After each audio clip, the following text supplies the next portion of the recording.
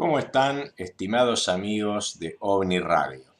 Este es un nuevo capítulo de Crónicas de lo Invisible.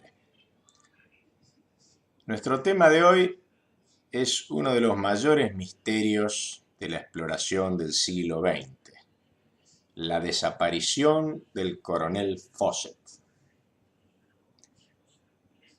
Percy Harrison Fawcett era un coronel del ejército británico, un hombre que había estado de servicio en la India y a su regreso a Gran Bretaña fue comisionado para actuar en una cuestión de límites entre Bolivia y Brasil. Ustedes saben que Fawcett fue uno de los cofundadores de National Geographic, actualmente Nat Geo. Bueno, Fawcett fue uno de los fundadores de esta institución. Su objetivo era la exploración geográfica y Fawcett era un hombre muy inquieto. No se podía estar quieto un minuto, entonces se aburría ya en Inglaterra tomando el té con las damas, no era lo suyo. Entonces cuando apareció esta posibilidad, esta oportunidad, sus superiores le dijeron: mira que allá donde vas a ir es un país selvático, muy salvaje, y tiene sus peligros, ¿no? Pero Fawcett apenas escuchó la posibilidad de ir a las selvas sudamericanas, aceptó encantado, y así fue como viajó la primera década del siglo XX. Viajó a Bolivia con cartas de presentación y con muchos medios que le daba la influencia británica en aquel entonces. En muchos países dirimían sus conflictos de límite con laudos arbitrales otorgados por Gran Bretaña. Tal era el prestigio que tenía en esa época Inglaterra, que Bolivia y Brasil acordaron dirimir sus límites y enviar una expedición de exploración a las selvas para delimitar exactamente aquellas porciones de selva que correspondían a cada país. Había un tratado firmado, pero que establecía un río que iba a servir de límite entre ambos países, y luego venían unos tributarios, había unas zonas muy poco conocidas, prácticamente no estaban cartografiadas ciertas partes todavía en aquella época de las selvas. Entonces Fawcett llegó a Sudamérica, reunió un equipo bastante importante, reclutó entre los indígenas, estibadores, porteadores, consiguió un ejército de mulas. Bueno, todo un verdadero espectáculo fue su partida hacia las selvas. Y allí permaneció durante varios meses, en su primera incursión a las selvas sudamericanas. Se estimaba que el trabajo que él tenía que hacer debía durar 2 años por lo menos, pero Fawcett lo hizo mucho más rápido. De resulta de estas exploraciones, Fawcett fue escribiendo en un diario unas notas que con los años se terminaron publicando, gracias a uno de sus hijos. Los reunió en un libro que se llama A través de la selva amazónica, donde se reúnen los relatos de Fawcett de muchos de sus viajes. Y es un libro fascinante porque ahí nos cuenta el coronel en primera persona sus entradas a la selva. Para que ustedes se den una idea, todavía hoy estas selvas inmensas de la Amazonia se atraviesan por vía fluvial. Es la mejor manera de llegar de un punto al otro. Nadie hace lo que llamaríamos campo través, ir derecho y atravesar selva virgen, porque la cantidad de insectos, de parásitos, de alimañas que viven en la selva, uno no puede entrar en su hábitat así como así y atravesar por medio de la espesura sin sufrir las picaduras de todos estos mosquitos, bueno, el ataque de los diversos animales que ahí habitan. Y eso es precisamente lo que hizo Fawcett. El tipo se mandaba derecho, veía los lugares más espesos de la selva y atravesaba por ahí como una topadora. El primer trabajo que le encargaron, a él le venía como anillo al dedo, porque justamente se trataba de ir al lugar más inexplorado. Y como decimos, ahí fue él con su ejército de mulas y de porteadores. Y bueno, nos relata algunas de las peripecias que han tenido que vivir esta gente, eh, especialmente su lucha contra los insectos, ¿no? Porque todo lo demás, animales de la selva, pueden ser peligrosos, pero los insectos no lo vuelven loco. Especialmente las que Fosse llamaba las moscas pium. Tienen varios nombres, son una especie de mosquitas muy pequeñas. Actualmente se las llama borrachudos, algunos las llaman jejenes. No son los jejenes que hay acá en la Argentina o los que encontramos en el Tigre, por ejemplo. Es otro tipo. Estas son unas mosquitas muy pequeñas. El aspecto es muy similar al de una mosca, como una mosca alargada, pero pequeña. Yo he sufrido la picadura de estas moscas pium o borrachudos. Cualquiera que haya ido a la isla de Ilhabela, es un destino turístico cercano a San Pablo. Esta isla tiene una parte habitada donde están los pueblos y por ahí alguno que otro de estos bichitos uno lo pica pero no se da cuenta. El tema es que hay una parte de la isla del otro lado que no está habitada y nosotros hicimos una excursión con un jeep, una excursión contratada. Recuerdo que antes de salir de excursión nos llevaron a una farmacia para hacernos comprar un repelente. Que yo digo, estos tipos están arreglados con la farmacia, mirá que se parar la excursión para hacernos comprar el repelente. Bueno, era una pasta, una cosa fea. Yo ni loco me pongo de esto, ¿no? Llegamos de ese otro lado de la isla de Ilhabela, donde había un camping, me acuerdo, una playa salvaje muy hermosa. Y había unos argentinos ahí acampando en el camping. Yo mientras lo estoy mirando a uno de estos, veo que tiene las piernas con regueros de sangre, como si fueran medias con hilitos de sangre paralelos que le iban corriendo desde la rodilla para abajo. Casi parecía una media rayada, blanca y roja. Digo, ¿qué es esto? Me costó un ratito. Y ahí me di cuenta que eran estas mosquitas pium que lo estaban picando. Miro hacia abajo a mis propias piernas y estaba empezando a ver varios regueros de sangre porque me estaban picando a mí también. Así que salí corriendo, me fui hasta el jeep, me embadurné con esa crema horrible que había. Y bueno, ahí vi lo que era la mosca pium. En realidad, en ese momento yo no había sentido ninguna picadura. El momento que uno lo pican, estos insectos. Estoy contando esta anécdota personal porque estos fósiles lo sufrió durante años. Yo por suerte fue un solo día a un lugar infestado con estas mosquitas pium. En el momento cuando te pican no lo sentís. Pero al rato te empieza a picar. Bueno, el coronel Fawcett,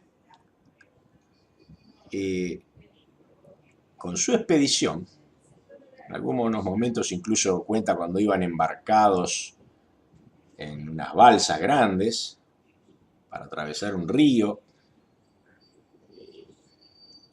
seguían el curso de un río para ir adelantando y dice que prácticamente tenían que cubrirse con velos, la cara, las manos, porque estaban totalmente punteadas por las picaduras de estas mosquitas. Yo por eso en su momento las busqué, las googleé, las busqué en distintos diccionarios, porque quería asegurarme que esas moscas pium a las que se refiere Fawcett era lo mismo borrachudo que me habían picado a mí. Y efectivamente son los mismos. Son enjambres, millones y millones hay en un determinado entorno. Uno no las ve, son tan chiquitas que no hay manera de verlas y de aplastarlas porque son muy pequeñas, te sacan el bocado. No es como el mosquito que está posado y te pica, sino que estas, en realidad, es como un sacacorcho en miniatura, que uno cuando lo ve, te han sacado el bocado. Yo no sé la profundidad a la que entra, pero entra bastante profundo, ¿no? Y ahí dentro dejan esa mucosidad que después produce el escozor. Bueno, esto fue uno de los problemas que tuvo que enfrentar Coronel Fawcett, pero después describe otras cosas mucho peores. A medida que se iban internando más en la selva, Fawcett y sus compañeros para hacer esta demarcación de límites, fueron encontrando otro tipo de insectos, por ejemplo unos llamados sututus. ¿Esto qué hacen? Estos no te pican en la cara ni en el vientre generalmente, sino que se van a la espalda, ahí es donde saben que uno no puede llegar. Y ahí este insecto, en realidad, cuando pica, lo que hace es depositar sus huevos en la dermis, debajo de la epidermis, debajo de la piel, te deposita huevos. Entonces, después de algunos días de marcha en regiones infestadas de sututus, los compañeros de Fawcett, cuando se sacaban la camisa, tenían un montón de picaduras y de esas picaduras salían gusanos, porque eran las larvas que le habían depositado los insectos debajo de la piel y producían también un escozor y no había manera fácil de sacárselo. ¿Cómo hace? Una sola persona no podía hacerlo, tenía que ayudarlo a otra porque estaban en la espalda.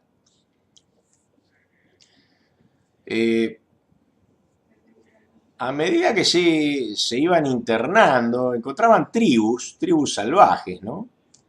Y una cosa curiosa que relata Fawcett es la manera que tenían los indios de sacarse los sututus. Cuando llegaron a una tribu, fueron recibidos. En aquel primer viaje Fawcett estaba muy bien provisto porque había plata del gobierno británico, entonces llevaba regalos para los indios, fueron bien recibidos. Pero cuando vieron que algunos de los compañeros de Fawcett estaban infestadas a su espalda de estos sututus, los indios los llevaban para curarlos. ¿Cómo hacían? Ponían a esta persona que estaba con la espalda llena de estos bichos, le sacaban la camisa y los indios pegaban un silbido especial, que apenas lo oían, los bichos salían a ver quién había producido ese silbido. Entonces los indios agarraban con la uña y reventaban al sututu. Otro silbidito, salía otro sututu, lo reventaban. Y así iban limpiando a los pobres compañeros de Fawcett de todos los sututus que tenían en la espalda. Y salían limpios de ese lugar. Y digo los compañeros de Fawcett porque el mismo coronel Fawcett parecía tener una cierta inmunidad. Si todos tenían la espalda, qué sé yo, 50 sututus en la espalda, Fawcett tenía uno o dos. Si los picaba la mosca piuma a todo, él tenía unas poquitas picaduras. Era un hombre que parecía adaptado para la vida en la selva, el coronel Fawcett, ¿no? Bueno, después de ese primer trabajo, Fawcett lo terminó con mucha eficiencia, lo que se calculaba que iba a durar 2 años, él en 3 meses lo terminó.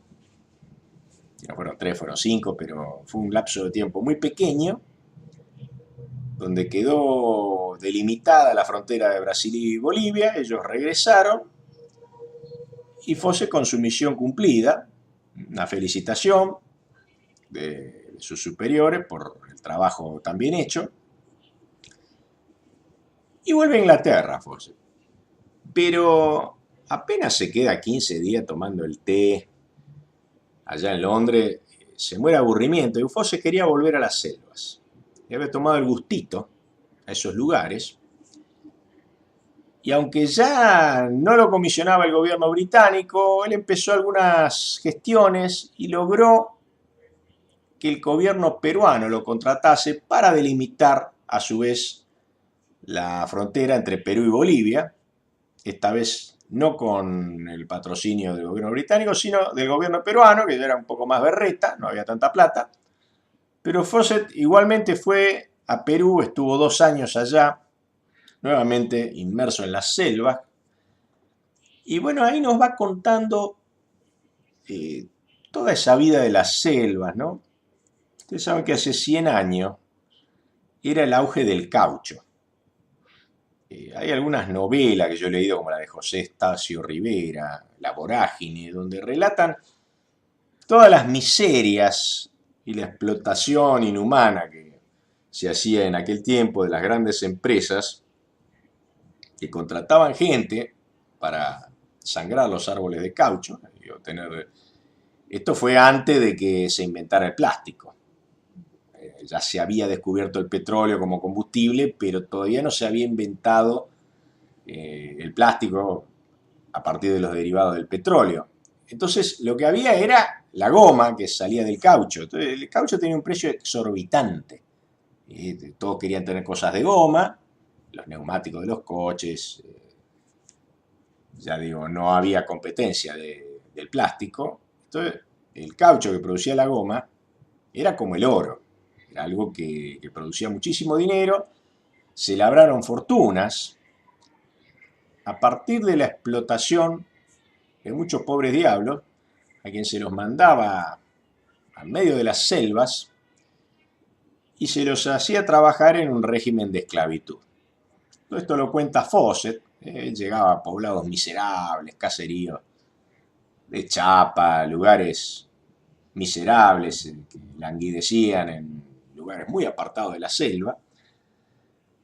Y ahí las empresas tenían a sus trabajadores que trabajaban día y noche, y el salario de esos trabajadores a su vez era descontado de los gastos que hacían esos mismos trabajadores en los boliches, en las proveedurías que eran propiedad de la misma empresa, ¿no? Entonces decían, bueno, si vos tenés acá, no sé, 100 pesos de sueldo, pero acá en la proveeduría te gastaste 150. Claro, les ponían el precio que querían, porque era el lugar donde no había competencia. Estaban en medio de la selva y la proveeduría, que la regenteaba la misma empresa, tenía un precio exorbitante para lo que fuera, ¿no?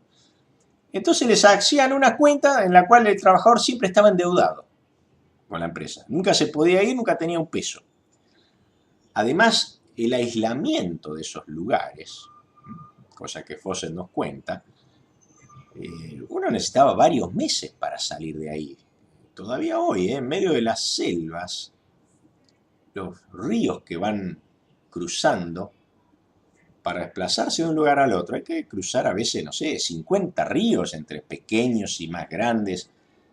Y lo que uno en el mapa ve como algo que se haría un trayecto en 5 horas, capaz que te lleva 2 meses en la selva. Porque tenés que atravesar un montón de ríos, no hay transporte, especialmente cuando uno no tiene que ir siguiendo el río, ¿no? Entonces, ¿qué pasa? Esta gente no tenía cómo escaparse de ahí, más 100 años atrás, ¿no?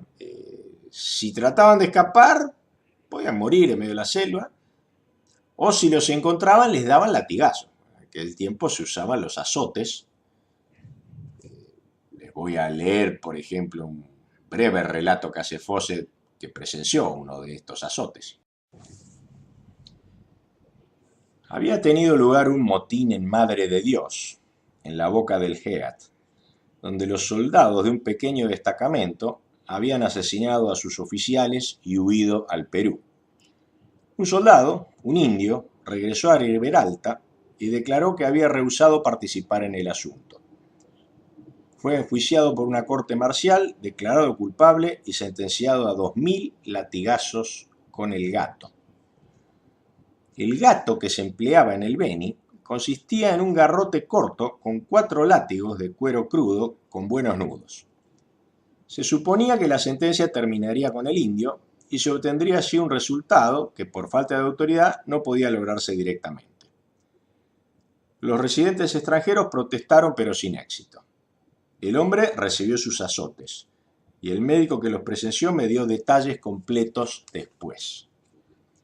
La víctima fue extendida de plano sobre el suelo y un soldado a cada lado le propinaba un azote por segundo, durante 1 minuto. Después se pasaba el gato a otro soldado, que formaba parte de una hilera de hombres que esperaban su turno y que se sucedían uno tras otro sin ninguna interrupción. Cualquiera de los azotadores que no le diera fuerte recibía a su vez 50 azotes, con lo cual se aseguraban que le daban con todos los tipos, para no ser azotados ellos. La víctima se desmayó 7 veces, sin que por eso se interrumpiera el castigo. Y cuando estuvo completo, lo dejaron botado como estaba. Más tarde fue curado con sal. Su carne había sido desgarrada literalmente de los huesos, dejando estos en parte descubiertos. Sin embargo, sobrevivió. Bueno, esta es una muestra de la prosa del coronel Fawcett. Su libro es muy dinámico, es pura acción, diría yo. El coronel Fawcett, una vez que cumplió su tarea de marcación de límites en el Perú,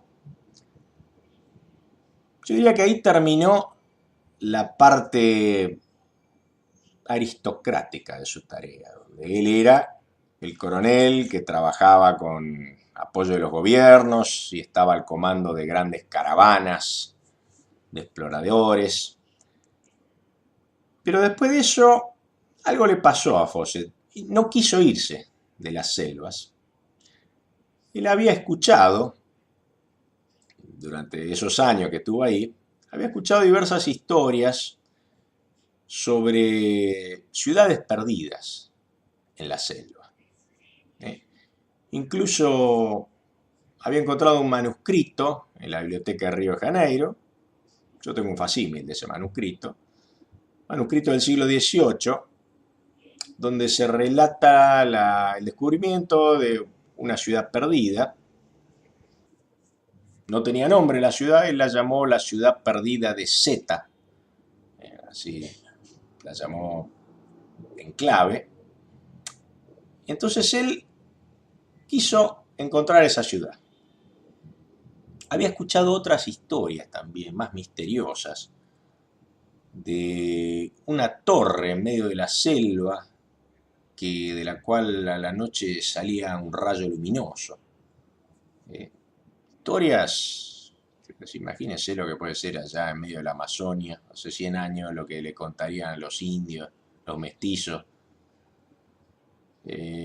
Y Fosse como que escuchó ese canto de sirena y rehusó volver a su vida, renunció al ejército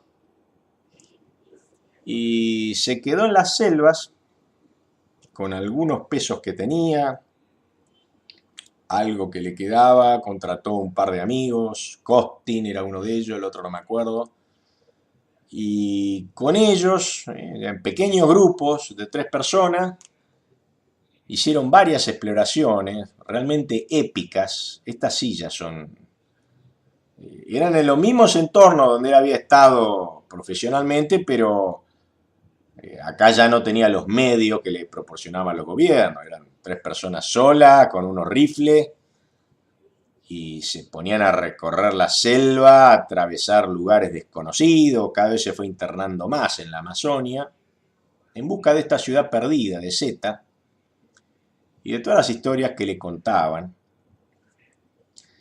Fawcett en realidad empezó a depender para su supervivencia del contacto con los indios. Él ya había adquirido cierta experiencia, él sabía cómo contactarse con los indios, cómo lograr entablar una buena relación con ellos. Se encontraba con tribus desconocidas, llegó a conocer tribus que era la primera vez que se encontraban con seres humanos. Incluso en cierta ocasión relata el encuentro con unos indígenas de apariencia muy primitiva, que prácticamente a uno le deja la sensación de un encuentro con un grupo de Neandertal más o menos, ¿no? Aunque el hombre de Neandertal no estaba acá en América. Pero bueno, fueron años, décadas de exploración, en las cuales Fosse cada vez se fue hundiendo más en la selva, su fortuna personal disminuyó hasta llegar a cero, tenía a su esposa que lo apoyaba allá en Inglaterra, criaba a los dos hijos que tenía Fosse, se estaban criando allá en Inglaterra. En cierto momento se desplazaron hasta a Río de Janeiro, se mudó la familia a Río de Janeiro, pero Fawcett siguió explorando con estos dos compañeros, que eran ya gente muy avesada también en la exploración. Cada vez fue encontrando más indicios relativos a esa antigua ciudad. Claro, ustedes saben que en realidad en la Amazonia, el primer explorador del Amazonas, Francisco de Orellana, relata justamente el encuentro con unas mujeres guerreras y también relata la existencia de casas de piedra en las orillas del Gran Río. También sabemos que ahora, en los últimos años, se han encontrado geoglifos importantes en el Amazonas que estaban cubiertos por la selva, en lugares donde al ser deforestada han ido apareciendo geoglifos, a veces en forma de canaletas redondas. Es decir, que efectivamente hubo culturas perdidas en la Amazonia, hubo construcciones, pero no necesariamente era la ciudad que estaba buscando el coronel Fawcett, ¿no? Igualmente, su libro sigue siendo fascinante por las cosas que sigue contando Fawcett, ¿no? Por ahí habla de un pescado que hay en la Amazonia, que se llama candirú, el cual es un pez muy pequeño, un pececito pequeño, de tamaño de un dedo más o menos, y se mete en cualquier orificio del cuerpo de una persona o de un animal, y tiene unas escamas retráctiles que una vez que se metió, levanta, eriza esas escamas y uno ya no lo puede tirar para afuera porque desgarra todo. Entonces, se le ha metido a mujeres en el sexo, y hasta hombres se les ha metido por la uretra, y peces de estos se han metido en el pene de algunos hombres, y la única manera de sacarlo es estar en un lugar donde se tenga alguna sustancia para inyectar que pueda adormecerlo a ese pez para poder sacarlo. Porque, como digo, por la mala no se lo puede sacar porque sale desgarrando todo con sus escamas. Así que no se puede sacar. José dice que mucha gente moría entre horribles dolores por culpa del candirú. Porque era un pez que se alojaba ahí, no sé, chupaba sangre, una especie de demonio en forma de pescadito. Bueno, la vida en las selvas es realmente implacable. Todos los insectos que viven ahí, las arañas del tamaño de una mano, que las hay. Fosse cuenta que también le han chupado la sangre vampiros, de estos que le chupan la sangre al ganado, y cuenta algo curioso. Él dice que el vampiro cuando le estaba chupando la sangre, él sentía cierta propensión a dejarlo hacer. Entonces era un muy buen observador, decía, yo sentí en mí cierta propensión a dejarlo hacer. Como que acá no pasa nada, que no voy a reaccionar para sacarme esa cosa encima. Y no sé si es que el murciélago hipnotiza a alguna de sus víctimas, el murciélago vampiro, ¿no? Bueno, estos son algunos las anécdotas que cuenta Fawcett. También ha conocido una tribu de trogloditas. Pero ahora nos vamos acercando al momento crucial de la leyenda de Fawcett, al momento que a Fawcett lo convirtió en leyenda. Él sí era un hombre muy conocido en su tiempo. En cierto momento, él volvió a Inglaterra y juntó algunos fondos, logró que National Geographic y alguna gente colectaran algunos fondos para financiar su última expedición. Fawcett ya tenía 57 años y como ya sus compañeros de correrías en la selva, Costin se había casado, su otro compañero también, y ya no querían volver a la selva, ¿no? Entonces, Fawcett sabía que no podía ir solo. También él había aprendido que un ejército, un grupo grande era un problema en las selvas porque no había suficiente alimento para mucha gente. Y él decía que lo ideal era un grupo de 2 o 3 personas nada más. Entonces, para esta última expedición en busca de la ciudad perdida, él reclutó a su hijo mayor, Jack, y al mejor amigo de su hijo. Con ellos iban a marchar en busca de la ciudad perdida. Se publicitó mucho esto en Inglaterra, en los diarios, salieron aquí viene, va Fawcett para encontrar la ciudad perdida. La verdad que no suele ser muy bueno ese tipo de anuncios, ¿no? Mejor partir más calladito como Colón, que no creo que nadie haya dicho ningún gran anuncio de que salía Colón para el océano. Y hacer esos anuncios de que voy a hacer gran descubrimiento, generalmente es como que uno la quema y no pasa nada, ¿no? Bueno, Fawcett viajó a Brasil en compañía de su hijo y del amigo de su hijo. Y en Río de Janeiro, alguien le dio a Fawcett una escultura. En realidad, el que se la entregó era un novelista, Rider Haggard, el escritor de la novela She y otras conocidas novelas.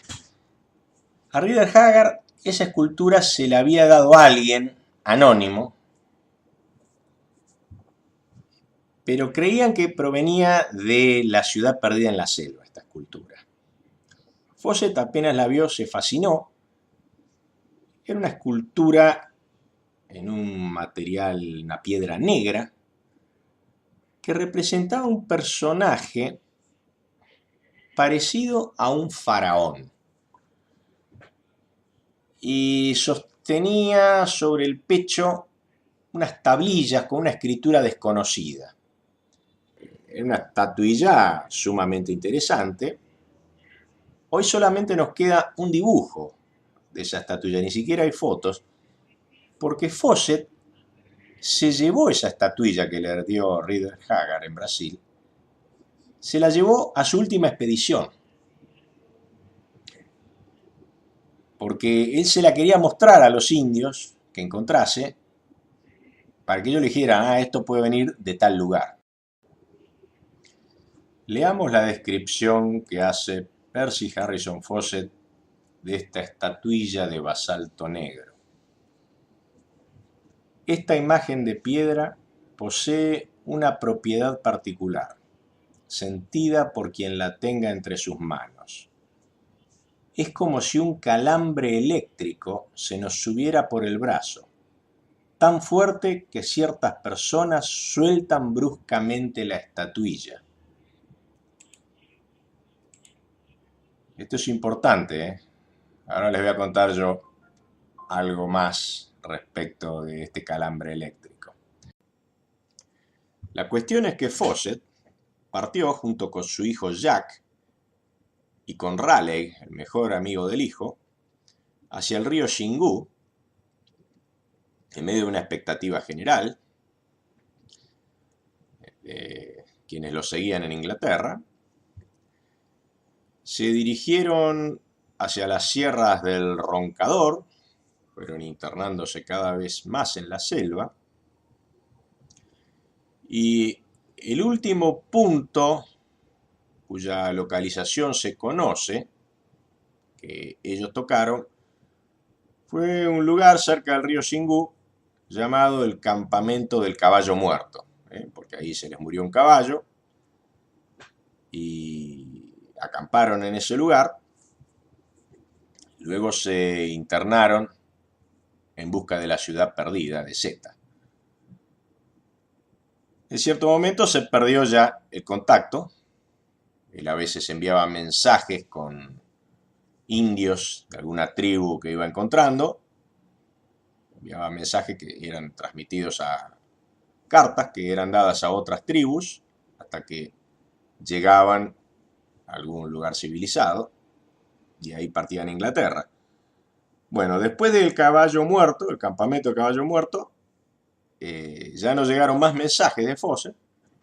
Empezó a pasar el tiempo, la inquietud se fue apoderando de su familia, de quienes lo seguían, y la inquietud dio lugar a la desesperanza, porque pasaron los meses y luego pasaron los años y nunca se supo nada más del coronel Fawcett, ni de Jack ni de Raleigh. Su mujer comenzó a consultar a espiritistas, quienes le decían que su marido estaba vivo, que estaba en una ciudad llena de esculturas colosales.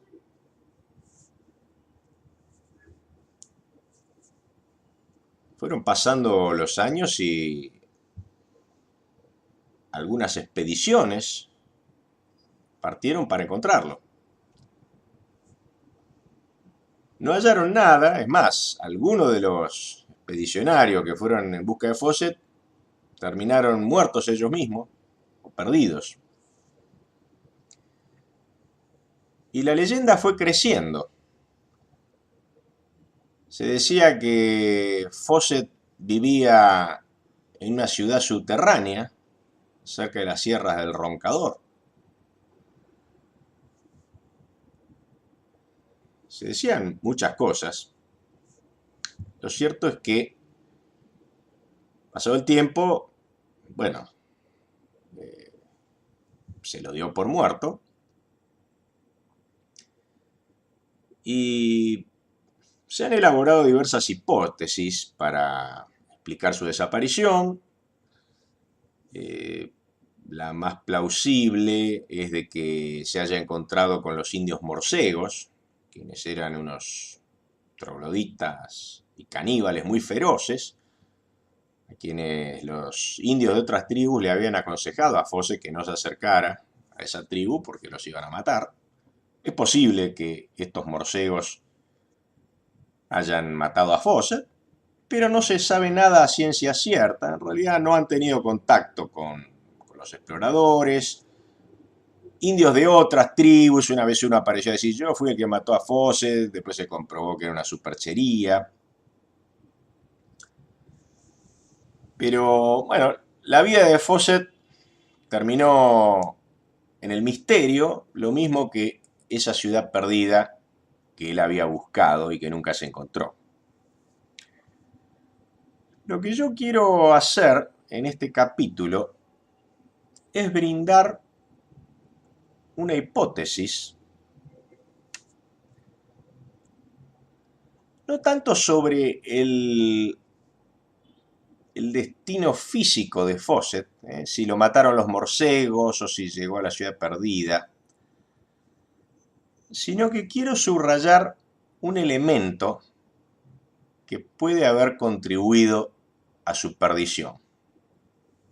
Un elemento que incluso puede haber causado la perdición de Fawcett y sus compañeros.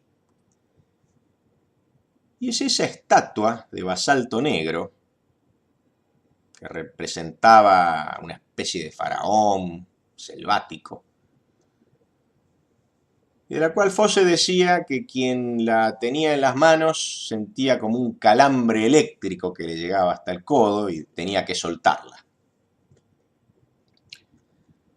Bueno, resulta que yo he tenido noticia de otro objeto que producía un efecto similar en otro entorno distinto. Yo se los quiero contar porque me parece que hay una relación con esta estatua que tenía Fawcett. Yo cierta vez, en mis exploraciones patagónicas, en busca también de alguna ciudad perdida, les he contado algunas de mis exploraciones en otros capítulos. Bueno, cierta vez estaba en San Antonio Este, alguien me había pasado el dato de una persona que decía conocer unas ruinas y me dieron la dirección de esta persona, San Antonio Este, yo me la fui a buscar. Era un marinero de apellido Ghisoni, un hombre cuyo oficio es ser pescador, suele embarcar en Comodoro Rivadavia durante varios meses, en barcos de pesca de altura. Y bueno, cuando está en su casa le gusta salir a buscar punta de flecha y boleadora, un poco como tanta gente que vive cerca del desierto y le toma el gustito a la búsqueda de elementos indígenas, ¿no? Entonces, bueno, lo conocí a este Ghisoni, un marinero típico, un hombre muy mal hablado. Él me dice, sí, yo te llevo, hay unas ruinas que conozco. Te llevo, tenía un amigo, él, un indio. Dice, no, nada más, no me pidieron plata. Me dice, no, nada más comprar algo para el asado. Entonces llevaron una parrilla, yo compré carne, algunas morcillas. Y me fui con ellos. Yo el coche mío lo dejé en medio del desierto, en un lugar cerca de una estación de servicio, lo dejé ahí abandonado y me fui con ellos en el coche de ellos para gastar menos nafta. Y nos fuimos a explorar a un lugar cerca de la costa del Golfo San Matías, donde en realidad terminamos encontrando una construcción hecha por chulengueros, por gente que andaba en busca de los chulengos, cazaban a las crías de los guanacos, llamadas chulengos, y que estacionalmente vivían en esas construcciones. Parecía algo bastante antiguo, puede tener 100 años, no era el tipo de construcción que yo buscaba. Pero entre tanto, bueno, cuando uno conoce a gente nueva, se entera de cosas inesperadas, ¿no? Y Sony me contó que él una vez, yendo a un picadero, reunió varias puntas de flecha, las tenía ya listas como para meter en la bolsa e irse, cuando vio una punta de flecha grande que estaba como parada en el suelo, como de canto, que era más grande que lo común, me decía, negra. Bueno, entonces él apenas la vio, se acercó, la tomó en la mano para llevársela y al momento sintió una electricidad, una descarga eléctrica que le hizo doler muchísimo el brazo y él la soltó. Sintió lo que les solemos decir nosotros los argentinos, una patada, una descarga eléctrica muy fuerte, apenas tomó esa punta de flecha en la mano. Entonces, bueno, estaba muy dolorido, la electricidad le había llegado hasta el hombro, entonces tomó las flechas, las puso en la bolsa, se subió a la camioneta y manejó como pudo hasta su casa. Dice que apenas podía manejar de lo dolorido que había quedado. Es más, le quedaron secuelas de ese dolor. Durante más de un año tuvo un dolor muy fuerte en todo el brazo, a raíz de esa descarga eléctrica que sintió cuando tomó esa punta de flecha negra. Así que, bueno, al otro día dice que él en su casa eh, abre la bolsa para clasificar las flechas que había traído y encuentra que entre las puntas de flecha está esa flecha negra, esa punta de flecha de piedra negra, estaba entre las otras, dice, pero él estaba seguro que la había tirado. Dice, ¿cómo se me coló esto acá otra vez? Y ya lo sintió como una cosa diabólica, así que la tomó con cuidado, no sé si la agarró con una pala, se la llevó fuera de su casa y la tiró bien lejos en el campo. Y esta vez no volvió a la punta de flecha. Yo cuando me contó esa historia, la verdad que, bueno, me quedé asombrado en primer lugar, ¿no? Digo, esto fue hace bastantes años, digo, ¿qué me contó este tipo? No sabía si creerle. Por otro lado, me costaba pensar que este marinero de poca cultura era capaz de inventarse una historia así. Así que, no sé, me pareció algo, no sé, dudoso. Pero resulta que yo me quedé en San Antonio Este todavía 2 días más y cuando retornamos de nuestra expedición a ver esas ruinas de los chulengueros, al otro día me viene a buscar Guisoni porque mientras charlábamos en el coche, recuperé mi coche también, nos vinimos después juntos, pero mientras charlábamos él me había contado de que había una persona en San Antonio Este que tenía una colección muy grande y muy variada de puntas de flecha, y entonces que él me iba a llevar a ver a esta persona al día siguiente. Así que al otro día se vino nomás a mi hotel, Guisoni, y me acompañó hasta la casa de Juan Carlos Vicia, un hombre ya de otra cultura, que efectivamente tenía una colección de flechas fabulosa, las tenía incluso puestas en marcos, formando mandalas casi, círculos. Estaba muy buena la colección de Juan Carlos Vici, había flechas muy pequeñitas hechas como juguete para los chicos, porque por supuesto los indios también jugaban cuando eran chiquitos con las puntas de flecha, entonces hacían flechas chiquitas para los niños, otras también podrían servir para cazar pájaros. Bueno, pero en medio que estábamos ahí con Vicia y con Guisoni charlando, Vicia solito, sin conocer para nada la historia que me había contado Guisoni, sale a decir, ustedes saben que una vez tuve una flecha, una punta de flecha de color verde oscuro, que la gente que la tomaba en la mano le corría como electricidad hasta el codo. ¡Wow! Digo, ¿cómo?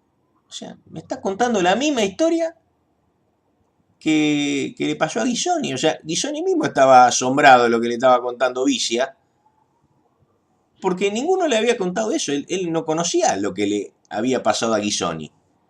Dice, sí, yo tenía una señora conocida. Dice, a mí no me pasaba nada cuando yo la tomaba, esa punta de flecha verde. Pero una señora conocida, cada vez que la tomaba esa flecha, le corría electricidad hacia el codo. Y no le gustaba eso. Y bueno, yo no me acuerdo dónde, no estaba en ese momento la punta de flecha verde en la colección de Vicia. Me acuerdo alguien se la había llevado, qué había pasado, pero yo en ese momento me dije, bueno, acá la historia de Guisoni está confirmada, porque este hombre que no tiene nada que ver, no eran del mismo nivel social, Guisoni y Vicia, para nada. Yo me daba cuenta por la forma que se presentaron, que apenas era un conocido de una ciudad pequeña, y sin embargo me contó la misma historia, ¿no? Y pasado el tiempo, yo relacioné estas historias de las puntas de flecha que producen una descarga eléctrica con la estatuilla de Fawcett, de quien él cuenta textualmente de que quien la toma a la mano sufre una descarga eléctrica hasta el codo. Así que tenemos unos objetos que producen una situación, que produce un efecto sobre la gente, que no tiene nada que ver con la composición mineral de la punta de flecha o de la estatuilla. La estatuilla de Fawcett era de basalto. Yo tenía muchísima piedra boleadora de basalto en la mano y ninguna me ha producido una descarga eléctrica. No produce descarga eléctrica el basalto. Ni siquiera el cuarzo, los buenos conductores. Tenerlo en la mano tampoco te hace una descarga eléctrica. Guisoni estuvo un año dolorido por la descarga eléctrica que le había tirado esa punta de flecha negra. Y además la forma en que él relata que se le presentó esa punta de flecha y que reapareció en su casa cuando él la había tirado, parece una especie de objeto diabólico, ¿no es cierto? Como si ese objeto fuese habitado por algún espíritu maligno. Guisoni no tenía duda de que era algo maligno esa punta de flecha por el efecto que él sintió. Y es el momento de preguntarse si esa estatuilla que se llevó Fawcett en su última expedición no es la que provocó su perdición. Ustedes saben que incluso en uno de los escritos de Brian Fawcett, del hijo de Fawcett, se dice que esa escultura la había visto un psicómetra. Fawcett se la llevó a una de estas personas que dice tener la facultad, teniendo un objeto, de poder estimar la edad que tiene o de ver escenas del tiempo en que se fabricó el objeto, porque se dice que algunos objetos antiguos tienen la carga psíquica de cuando fueron hechos. Es un poquito dudoso, ¿no es cierto? Esas lecturas de psicometría. Él habló de que venía de la Atlántida, esta piedra, esta escultura de un personaje parecido a un faraón, pero a mí no me importa tanto eso, no sé si creerle sinceramente, puede ser una imaginación del psicómetra, pero sí hay algo interesante que dijo este psicómetra, que le dijo a Fawcett. Esta escultura, le dijo, es maligna y le hace daño a las personas que la poseen y también a quienes se mofan de ella. Así que, si esto que le contó el psicómetra es así, este hombre captó la malignidad de esa estatuilla que tenía el coronel Fawcett y que lo llevó a la perdición. Yo voy a cerrar esta historia contándoles algo más, una superstición que hay en la Patagonia, que es la superstición de la piedra rodadora. Una vez una india mapuche me dijo, tenga cuidado con la piedra rodadora, usted que anda solo por el campo. Digo, ¿qué es eso de la piedra rodadora? Yo no sabía. Dice, no, a veces usted andando por el desierto puede encontrarse con una piedra que rueda sola. Ajá. Digo, ¿qué me puede hacer esa piedra? Dice, no, tenga cuidado, porque si su sombra cae sobre esa piedra que está rodando, esa piedra arrastra su alma al infierno. Así que tenga cuidado. Bueno, esta superstición patagónica, estas historias que me han contado de la Patagonia, de descargas eléctricas producidas por puntas de flecha endiabladas, a mí me hacen pensar de que el coronel Fawcett tuvo la mala suerte de encontrarse con uno de estos objetos malditos que lo llevó a la perdición y que fue causa de su desaparición. Amigos de Crónica de lo Invisible, espero que esta historia les haya gustado y nos vemos en una nueva emisión. Hasta pronto.